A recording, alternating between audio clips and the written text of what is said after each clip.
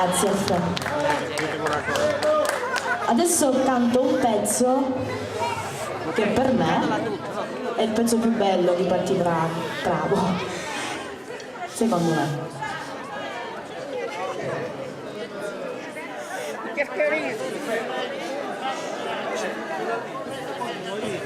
Ok, io ci sono.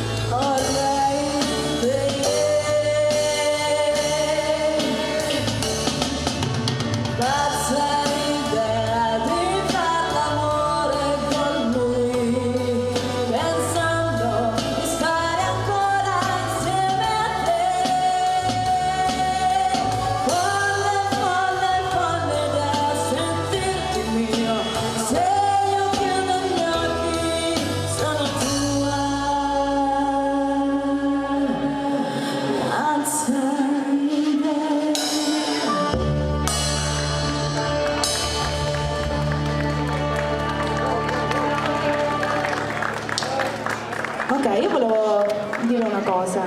I Mito 60 nascono così, come li vedete, tranne con me, il bassista. Infatti nel 1640, quindi io non potevo esserci. Quindi per questo che facciamo un po' di pezzi diversi, farvi ascoltare un po', insomma, quello che hanno loro. Esatto, 70, 80, anche 90. Io poi ho messo anche 2014, quindi vi facciamo ascoltare un po' di tutto e vi lascio con loro.